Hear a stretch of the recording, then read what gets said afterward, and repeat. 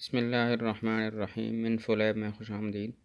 آج کا پہلا مسئلہ ہے عذراء کرم عورتوں کے پردے کے متعلق مجھے قرآن کے حوالے سے جواب دیں، نیز قرآن میں میوزک سننے سے کہاں منع کیا گیا ہے؟ تو اس سوال کے دو حصے ہیں۔ نمبر 1، عورت کا پردہ قرآن میں کہاں سے ثابت ہے، اور نمبر 2، قرآن مجید میں میوزک سے کہاں، موسیقی سے کہاں منع کیا گیا ہے؟ تو پہلے سوال کا جواب یہ ہے، آیت کریمہ ہے وَلَا تَبَرَّجْنَ تَبَرُّجَ الْجَاهِلِيَّةِ الْأُولَىٰ، اور تم ایسے ظاہر مت ہو جیسا کہ جاہلیت اولیٰ میں ظاہر ہونا ہوتا تھا۔ اس سے معلوم ہوتا ہے کہ عورت کو ظاہر نہیں ہونا چاہیے، پردے کے اندر رہنا چاہیے۔ ایک اور آیت ہے، یا ایھا النبی قل لازواجک وبناتک ونساء المؤمنین یدنین علیہن من جلابیبہن، اے نبی اپنی بیٹیوں کو، اپنی ازواج مطہرات کو اور مسلمانوں کی عورتوں کو یہ فرما دیں کہ وہ اپنے اوپر ایک بڑی چادر ڈال کے نکلا کریں۔ تو بڑی جلباب کا معنی ہوتا ہے بڑی چادر کہ جس میں انسان سر سے لے کر پیر تک چھپ جائے۔ تو اس سے بھی معلوم ہوتا ہے کہ قرآن مجید میں پردے کا حکم موجود ہے۔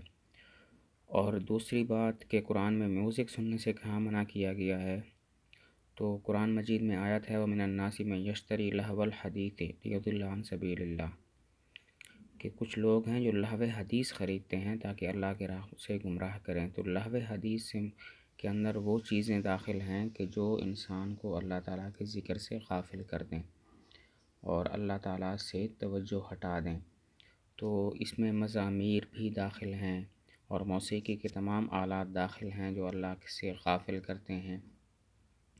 اور حدیث میں تو صراحتاً موجود ہے کہ اس طرح کی مجالس کے اندر شرکت کرنا یہ معصیت ہے، گناہ کا کام ہے۔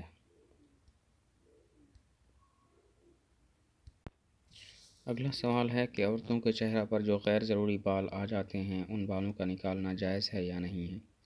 تو اس کا جواب یہ ہے کہ عورت کے چہرے پر یا جسم پر غیر ضروری بال جہاں پہ بھی آ جائیں وہ انہیں نکال سکتی ہے اور کسی بھی طریقے سے نکال سکتی ہے۔ اس میں شریعت کی طرف سے کوئی پابندی نہیں ہے، بلکہ اگر غور کریں تو شریعت کی طرف سے ترغیب ملتی ہے کہ ان بالوں کا اکھاڑنا جائز ہے۔ حدیث میں عورتوں کے مرد کے ساتھ مشابہت اختیار کرنے کو منع کیا گیا ہے، تو چہرے پر بالوں کا اگ آنا یہ بھی ایک طرح سے مرد کے ساتھ مشابہت ہے، تو یہ بھی ممنوع ہوگا، تو ان بالوں کا نکالنا بالکل صحیح ہے۔ اگلا سوال ہے کہ میں جاننا چاہتا ہوں عذرائے شریعت پردہ کے دوران چہرہ، ہاتھ اور پیر کا کتنا حصہ کھولنے کی گنجائش ہے؟ عمرہ اور حج کے دوران کیا عورت اپنے چہرہ، ہتھیلی اور پنجوں کو کھول سکتی ہے؟ اس میں کتنی گنجائش ہے؟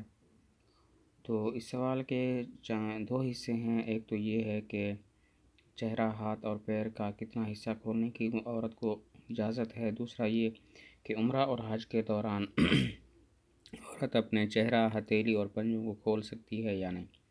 تو پہلے سوال کا جواب یہ ہے کہ چہرہ دکھانا تو ٹھیک نہیں ہے، البتہ ہاتھوں کی ہتھیلی اور پیر ٹخنوں کے نیچے کا جو حصہ ہے وہ کھولنے کی گنجائش ہے۔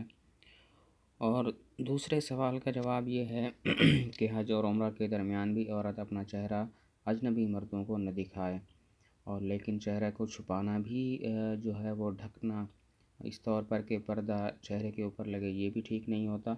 تو چہرے کے آگے کوئی ایسی چیز لٹکا دی جائے، کوئی ایسی چیز لگا دی جائے کہ جس سے چہرے کا پردہ بھی ہو جائے اور وہ جو کپڑا ہے وہ چہرے پر نہ لگے۔ البتہ ہتھیلی اور پنجوں کا وہی حکم ہے جو عام حالات میں ہے، جو غیر احرام کی حالت میں حکم ہے، ہتھیلی اور پنجوں کا احرام کی حالت میں بھی وہی حکم ہے۔